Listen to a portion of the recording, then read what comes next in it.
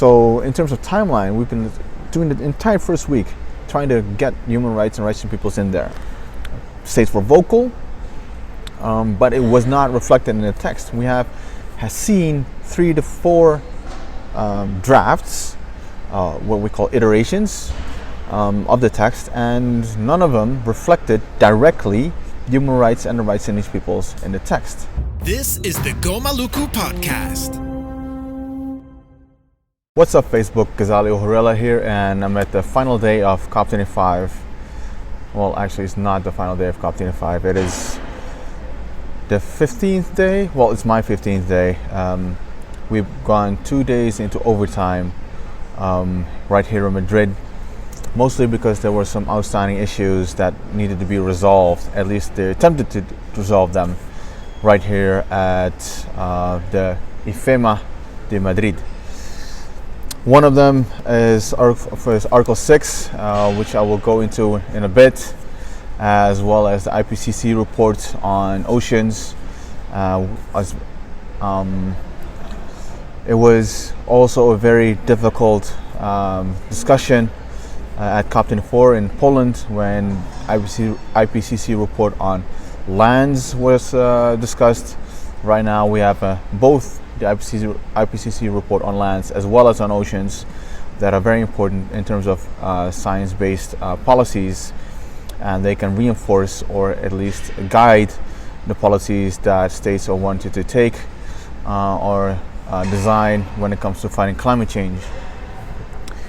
So right now it's a little bit past noon. My flight is in a couple of hours. Getting the hell out of Madrid.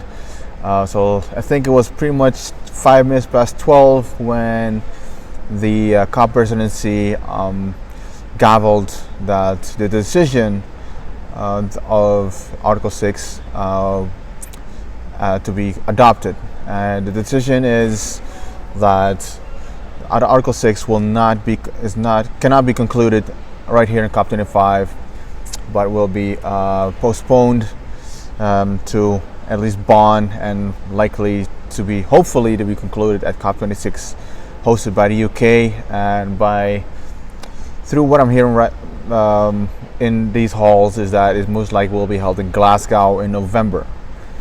So that's pretty much where we are at right now. We are basically kicking the can further down the road in terms of Article 6.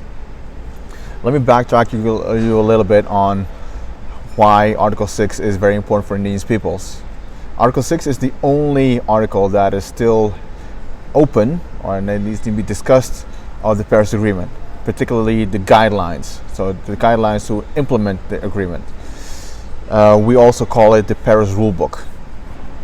So if the Paris Agreement tells you what to do to fight climate change, the rulebook will tell you how to fight climate change. So we have a couple of articles, more than 10, and they have been able to conclude most articles except for Article 6. Article 6 is about the international cooperation on fighting climate change, particularly through international cooperation with market solutions. So basically, what you have, and I'm paraphrasing, don't pin me down on what I'm going to say, but just trying to translate this into normal layman's terms, is that every country has credits. So they have what we call carbon credits, and some countries need more credits to compensate for their emissions. What this market mechanism is meant to do is to allow states to help each other to fight climate change and also to exchange credits. So let me give you an example. So let's say a developed country, a Western country, wants to or needs more credits. So what they can do is they go to a developing country that needs some financial support, and they ask them, so, hey, how can I get your credits or your surplus of credits? That developing country will say, hey, well, I want to transition from coal producing to alternative energy. So, for example, windmills. So that developed country will say, "Oh, I'll build it for you in exchange for your credits." So, in terms of climate change, they'll probably say, "Well, it needs to happen as soon as possible." So they will try to find a piece of land somewhere, and and they're going to build that windmill farm, for example. And that's where it gets tricky when it comes to indigenous peoples and the rights of indigenous peoples. So, for example, that land might as well be the lands of indigenous peoples. So they could say, like, "Hey, it is to fight climate change, but it goes against the integrity of the international community that you are just trample on the rights of indigenous peoples, just take away their lands just to be able to get credits." A different example. Let's say a developing country wants to build a hydro dam, and to also move away from fossil fuels. And they ask a developed country, so, "Hey, can you finance our hydro dam?" Developed country will say yes, in exchange for the carbon credits. So what then happens is that this dam is being built, and what a effect of that can be is that it will flood lands like behind the dam, which might as well be the lands of indigenous peoples. And we have seen this before. We've seen this in the Philippines. We've seen this all around the world, where dams are being built, and that it affects the lands and territories of indigenous peoples. So that is why it's very important to, in terms of this market mechanism, that it respects human rights and the rights of indigenous peoples. But that's not the only reason why it is important to have human rights and rights of indigenous peoples in the text. Because indigenous peoples have been resilient. Well, we have been fighting we've been living in harmony with the natural world since time immemorial, and we have been being very respectful to it. That's why the 80% of the world's remaining biodiversity is on the territories of indigenous peoples. So we have been doing things sustainably, you might say, for millennia. So it is now very important in this time of climate change that you support indigenous peoples in their ways of being sustainable, and that you empower them, and that you build upon the indigenous examples of fighting climate change, or resiliency, or mitigation, or adaptation. When it comes to that, the only thing that we require, because we already have everything else, we have our lands, we have our governance systems, the only thing that we need is for you, in this case states, to let us be, let us do what we do best.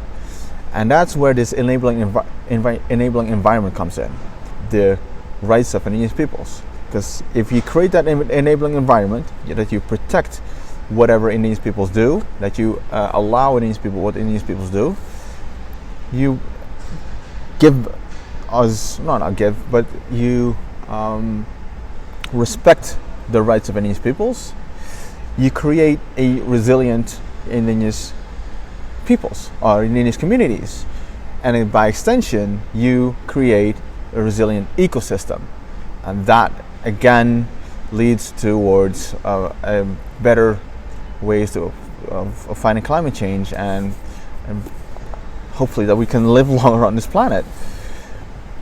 So that is mostly why it is very important for us to maintain language, or include language on human rights and the rights of indigenous peoples in the text for this example, Article 6. So the last 2 weeks have been very intense, but that doesn't mean that we've not been fighting for articles for human rights and rights of indigenous peoples in this rule book. This rule book was They started it right after COP21. So when the Paris Accord was agreed upon, when it was drafted, and we've been fighting for the rights of Indigenous peoples and Indigenous peoples and human rights in the text. So, which led to this point, these 2 weeks of right here in Madrid. So we came to Madrid. Of course, we were all hoping to have a meeting in Santiago, because a lot of Indigenous peoples from the Americas were already focusing on Santiago de Chile. But because of this turmoil that's happening in Santiago, well, it's not even turmoil. It is much worse than that. They moved the COP to Madrid. So when we all arrived in Madrid, we had to educate people on what Article 6 is all about. And it's very important then to already have known the landscape, the political landscape, and where things are right now. So what we did was we explained the political landscape, we explained what Article 6 is, and we also explained what Indigenous peoples need to do for the next 2 weeks for a direct reference to rights of Indigenous peoples and human rights in Article 6. So what did we do? So we came up with language that we wanted to have reflected in the text. Mind you, up until this point, there was no direct reference to human rights or the rights of Indigenous peoples in the text. Just to give you an idea, like how difficult it is for us to lobby states to make them susceptible or receptive of including our rights in very political texts like Article 6. So we had to draft a plan. All right, who are we going to approach and what are we going to say? It is very difficult, and I'm going into tactics a little bit right now, is to have like references on human rights and rights of Indigenous peoples in different elements of different parts of Article 6. So what we came up with is that there should be a chapeau, or like an overarching paragraph that applies to all activities under Article 6. So I think because we don't have enough manpower, we don't know who is going to support it and who's not. When you start this whole discussion, it's better to come up with an overarching paragraph, and then wherever possible that you include references to rights of Indigenous peoples and human rights in the text. So our priorities were direct reference to human rights and rights of Indigenous peoples in the text, that it's the normative framework is the Declaration of Rights of Indigenous Peoples, the participation of Indigenous peoples when it comes to consultations and everything else, and a redress mechanism. Because what is very important, that not only that there is a redress mechanism, but that there is also a mechanism that is independent, that redress is being examined not by a supervisory body, but by an independent mechanism, so that everything is dealt with through due diligence, respecting rights of Indigenous peoples, respecting human rights. And they can only do that if it is in the text. If human rights is in the text, directly in the text, they can do that. It is also very important to have the direct references in the text, so that people on the ground can point to the text. If you have, for example, and that's what states have been entertaining and discussing the last couple of days, was to have a preamble text. So the Paris Accord, Paris Agreement, has a reference to human rights and rights of the peoples, and in the preamble of the Paris Agreement. And preamble usually means that it is that the rest of the text, what we call the operative text, needs to be read in the context, in the spirit of the preamble. But if you only have, in these processes, operative text Trump's preamble text. So that's why it's very important to have the direct reference to human rights and rights of peoples in the operative text. Also, if you refer to a preamble, it is not operative. So if you say like taking into account, recalling the Paris Agreement, in particular the Paris Preamble, it's very abstract. You don't know what you're pointing at. And if you don't know what you're pointing at, let alone people on the ground that are fighting these situations that I've mentioned before, it's harder for them to point at it or to go to a mechanism and say, well, it is in Article 6 of the Paris Agreement. Well, they'll say, well, where is it then? Yeah, in preamble. Yeah, but that's vague. So that's why you need to have. That's why we were advocating for direct references to human rights and rights of indigenous peoples in Article 6.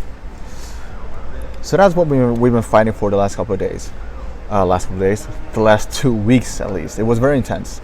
So the things that we had to do, we had to set up meetings with states. So we identified some champions. That champions in this case are states that say, well, we will do exactly what you want us to do, or to a great part of that. Saying that, for example, that they will put human rights and rights of peoples as a priority, things like that. Those are our champions, and then you build upon that.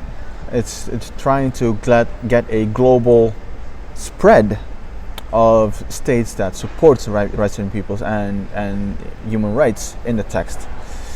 So that was also the challenge. Most of the states that were supporting human rights and rights of peoples were Western states. New Zealand, Canada, Australia, Norway, Switzerland, like the EU. They were supportive of human rights and the rights of indigenous peoples. Mexico was, Costa Rica, Chile to a certain extent. These were all countries from the Western countries as well as Central America.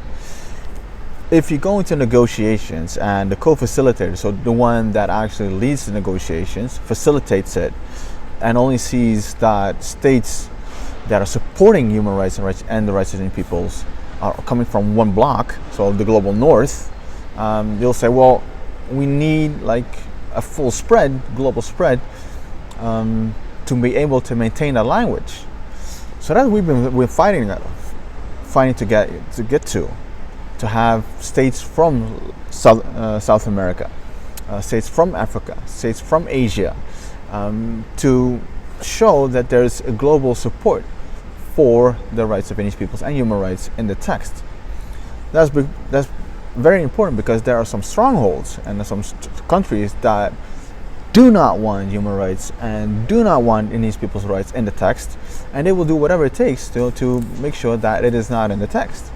And these are usually the countries that have a lot to lose when it comes to these carbon credits and when it comes to these market mechanisms. Like they don't want to have any standards beyond their national determined standards to dictate what they should or should not do. And because human rights and rights of people is part of international law, these principles, these guidelines should apply to all states. And Trump domestic guidelines when it comes to implementation of Article 6 or the Paris Rule Book. So that's basically in a nutshell the importance of Article 6 in the Paris Rule Book, and that's what we've been trying to fight to get into. So in terms of timeline, we've been doing the entire first week trying to get human rights and rights of peoples in there. States were vocal, but it was not reflected in the text. We has seen 3 to 4 drafts, what we call iterations of the text, and none of them reflected directly human rights and the rights of these peoples in the text. There were some references to the platform in Article 6.8, and there's now a reference to Indigenous Peoples in 6.4. And in 6.2, there's a reference to potential safeguards that can be determined by SUBSTA at the first review, which will be in 2025, I believe. And there's, of course, the preambular paragraphs that say recalling the Paris Agreement, in particular the preamble. So these are like compromises that states have been making in order to accommodate the states that are against human rights and rights of Indigenous peoples, but also keep like a door open so that it is not directly reflected, but it can be reflected at some point, or it can be interpreted in a way that it reflects human rights and rights of Indigenous peoples. But that's not what we're here for. We're here for having direct references to human rights and rights of Indigenous peoples in the text. So, for example, right now, with the the decision that the text will be sent to COP26. So we're kicking the can a little bit further down the road, which is a good thing, because if states would have had to come to a decision right here in Madrid, it would have been a shit show. It would have been terrible when it comes to rights, sustainable development, environment integrity, you name it, because if you want to put pressure on states or on Chile as a host to get a agreement right here in Madrid, they will bend over backwards just to get an agreement. So they will do whatever it takes just to get an agreement. It doesn't matter how bad it is. When I go to COP, I take the subway, and by accident, like somewhere in the first week, I heard people talking about the Article 6, and what they said and what one person said was very typical to the sentiment of most people, not states, but most people walking around at COP25, which is approximately 20 to 30,000 people, and they said, well, I don't care what's in the text as long as it gets adopted. I don't care what's agreed upon as long as there's an agreement. So that short-sighted, the finite view, is totally insane from Indigenous people's point of view. If you look at when our sight is infinite, we think about the next 7 generations, not about tomorrow. No, we're thinking about the next 7 generations. So that was challenging, to deal with these days. All right, so in 6.4, sorry, just to go back a little bit, 6.4 goes into consultations. The Declaration of Rights of Indigenous Peoples is clearly an element or a source of international law. It's a mechanism, an instrument of international law. So when you say in a paragraph, like it's consultations in accordance or consistent with domestic arrangements, it is inaccurate because you're not allowed to do that, because the rights of Indigenous peoples is international law, and international law trumps national legislation that is incompatible with international law.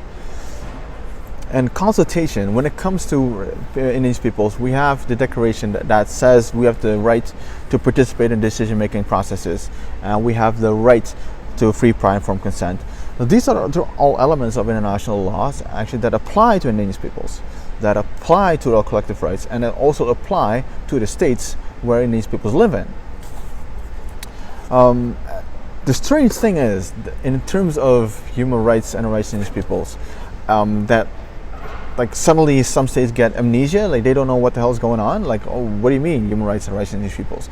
Or that they get selective, or that they only refer to the Paris Agreement. Like, mind you, like the Paris Agreement was agreed to in 2015. The Declaration of Rights of Indigenous Peoples was adopted with an overwhelming majority. 144 in favor, 11 abstained, and 4 against. The voted against, they eventually changed the position to being in favor of the Declaration of Rights of Indigenous Peoples, which was adopted in 2007. So that was a commitment, because before you had the consideration of Indigenous Peoples' rights, then you committed to the rights of Indigenous Peoples in 2007, and you recommitted to the rights of Indigenous Peoples when the World Conference on Indigenous Peoples outcome document was adopted again by the General Assembly. So 2 milestones when it comes to the rights of Indigenous Peoples that all states have agreed upon, that the United Nations has agreed to. Suddenly, like, it doesn't apply anymore when you go to Paris and you only have one reference to the rights of Indigenous Peoples in the Paris preamble in 2015, but then you don't remember anymore when you're at UNFCCC, when you're at COP, when you're at SB in Bonn, that you already have ascended to, that agreed to the rights of Indigenous Peoples. Because that's another challenge that we're facing right here at these negotiations. These people, and they are negotiators, and these negotiators not always are coming from Geneva or New York, or the Third Committee process in New York, or the Human Rights Council process in Geneva. So we have to educate them about the rights of Indigenous Peoples in the first week, and when the second week comes in, you get the ministers, you get the high-level representatives of the delegations. They do have, to a certain extent, knowledge of like a bigger picture of the UN process, the international process, and also know that they already adopted the Declaration of Rights of Indigenous Peoples through the General Assembly. But it's very difficult for us as observers, to quote unquote, to have access to them. So these whole 2 weeks is filled with challenges that we have to overcome, thresholds that we have to overcome, and those are only external challenges. We also have internal challenges to face in terms of like, all right, what are our priorities? How do we want to proceed? How do we want to approach states? What is our strategy? What is our message? Those are things. If you're dealing with 370 million people around the world, represented by, I don't know, 100, maybe 150 representatives right here in COP in Madrid, like, it's very difficult to come to all right, this is what we are going to do, and this is our strategy. So moving towards where we are right now is that we still do not have a human rights reference and Indigenous Peoples reference in Article 6. The positive thing is that states have seen that there's no consensus, so we'll kick the can further down the road. So it gives us another chance, and states another chance, to include a direct reference to Indigenous Peoples and Indigenous Peoples rights and human rights in Article 6 the next couple of years, the next summer months. So just now there was this conclusion, this consideration of Article 6 at the plenary. I stepped out for a little bit so I could do this before I have to hop on a plane, and the states actually that were vocal in favor of rights of Indigenous Peoples and human rights, they took the floor again, saying that, for example, Switzerland said they remain committed to sustainable development and human rights. Costa Rica said that human rights and rights of peoples and human rights and rights of peoples need to be safeguarded in Article 6. New Zealand commended that the real progress was made, and said and stated again that they would fight to have Article 6 that it would respect human rights and the rights of peoples. Tuvalu said this and said what we all thought, that this is kicking the can further down the road, having another year to consider all this, and is another opportunity to return language on the human rights and the rights of peoples in Article 6. So what have we learned, right? So what have we learned from this particular, from these 2 weeks? What have I learned? I was pretty much bestowed the role of leading the team on Article 6 for Indigenous Peoples, and you reflect a little bit. All throughout, I was reflecting a little bit on lessons learned and what we should do better, and what we should I don't know, do better, and what we should not do in the future. Before I get into that, I'll also talk a little bit about what is agreed upon in the decision. So the decision text right now, deciding that Article 6 will be dealt with in next year in Glasgow, it made a reference to the decision text, the draft decision text that they've been talking about of using as a basis for discussions this morning. That was a footnote in the text. So some states, I think it was amongst others Egypt and Brazil, they said that, well, we want to have all the drafts that we've been discussing or using the last 2 weeks. We want to have them reflected in the text as well, as a footnote. The problem with that is that because I've seen that in Bonn this year, and I will probably see that again in Bonn next year, that the first couple of days the states will have discussions or a fight on, well, what will be the basis for discussions. Will it be the draft of December 14th? Will it be the draft of December 15th or December 9th? Or are we going back to December 10th, 2018? So like the more footnotes, the more flavors you have on the menu, the more difficult it is for you to decide, but also the more challenging it will be to come to some sort of making some progress towards Glasgow.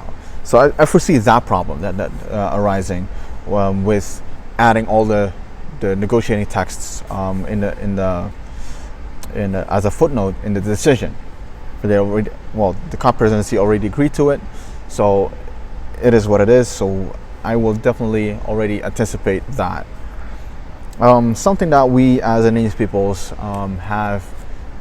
should focus on next year is to not solely focus on our champions, but also like going for the global spread. First couple of days we've been focusing too much on consolidating those that are championing it, that took the floor, and that were championing the rights of Indigenous peoples. I think that next year we should at least throughout the year try to make some advances with states in South America, in Africa, and in Asia, making them more open to including human rights and rights of Indigenous peoples, and adding them to the list of friends of human rights and rights of Indigenous peoples in Article 6. That is something that I've seen. That is something that I think that we definitely could improve next year. Also, it's like the work for a lot of people that show up. Like the work doesn't start on day one of COP25. Like most states already have their instructions when it comes to COP, and so like trying to influence their instructions on the capitals, or for example when the groups meet, G77 plus China, they have their ministerial declaration, influence that, trying to get a reference to rights of Indigenous peoples and Indigenous peoples' rights in Article 6 as one of their spearheads, one of their spear points in their ministerial declaration. It gives you a lot more leverage. It gives you a hook for the next session of COP, which is in Glasgow, COP26. Also thought, and which I would like to conclude with, is that one CP25 is the decision text of COP25. And what we've seen last year is the IPCC report, so the Interparliamentary Council on Climate Change, and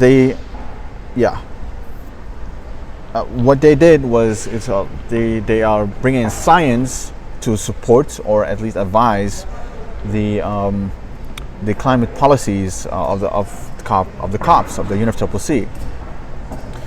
So right now, so last year there was a huge fight on the floor on including the special report of the IPCC on lands.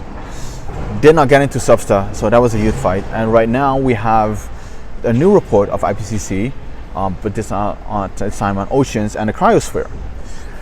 Both reports include Indigenous peoples. IPCC on lands includes the people's rights, and IPCC report on oceans and the cryosphere refer to, for example, the Indigenous peoples in the Arctic, the Inuit, amongst others, the Inuit. Sorry. So these are very good sources to have to advocate for, to be included in 1CP 25, 24, 26. Like it's very important. So states that are supporting that these reports, like they want to have them included. So if you look at ICP 25, 1CP for 25, paragraph 30 and 31, they reflect these forms of science. But a lot of states, they don't want them. No, not a lot of states. Some states don't want these texts in there. Which, and don't get me wrong, like I very much support IPCC, their work, and that it should be also a terms of reference or a source when it comes to informing climate policies. But it also triggers a thought, particularly for Indigenous peoples. Like because they've been saying, well, we need the science, we have the science, we need the science, we need to reflect science, we need to embrace the science reports.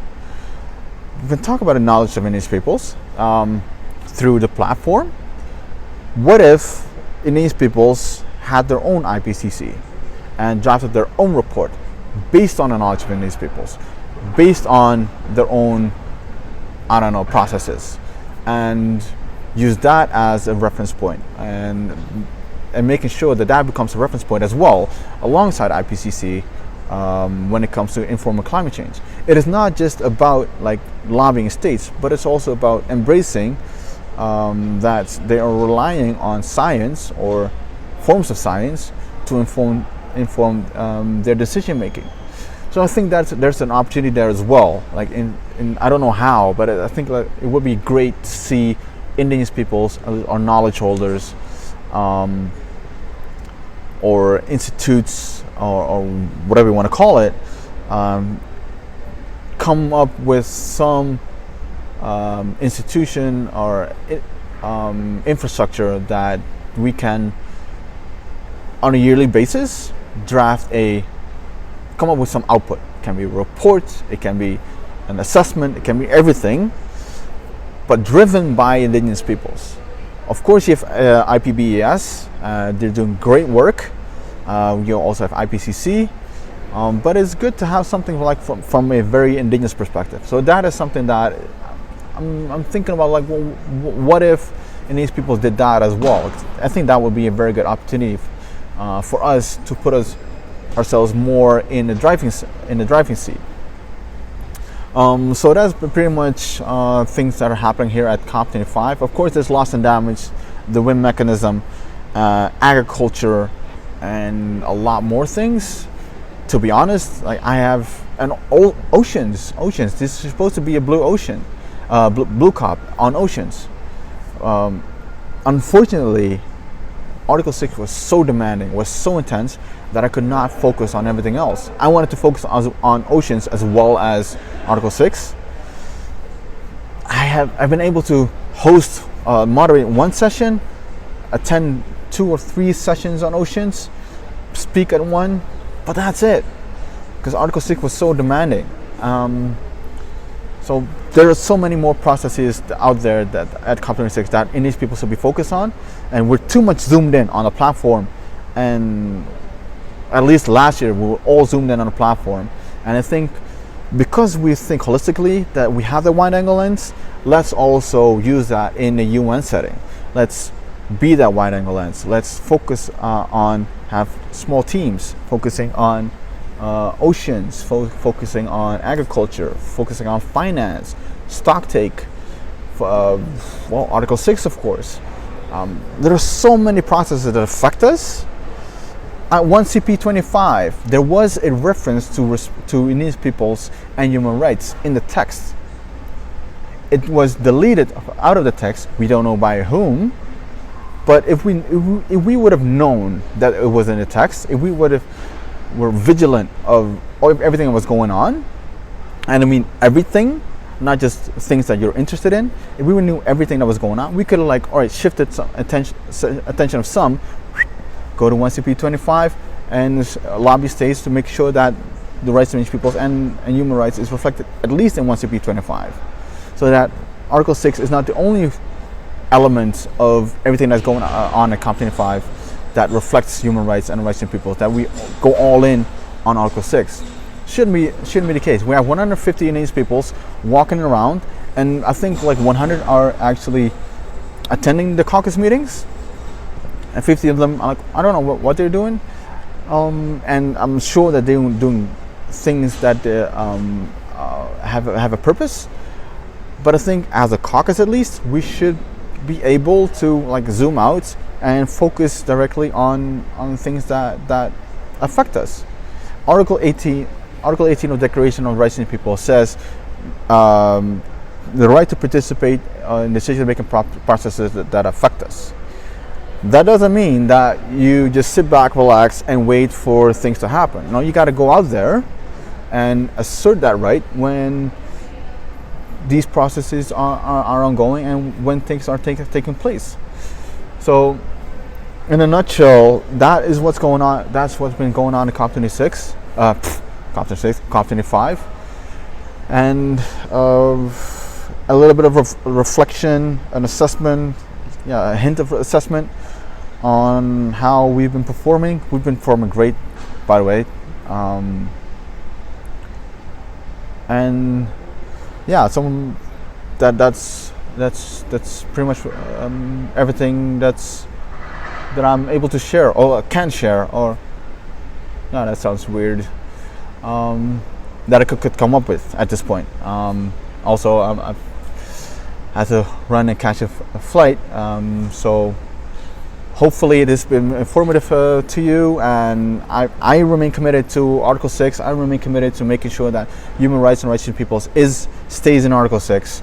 I hope you are too. I hope that you are willing to help me, us, the caucus, Indigenous peoples at large, making sure that our rights are respected in all climate action, not only climate action, but also that biodiversity, oceans, the whole shebang, because it is important that we can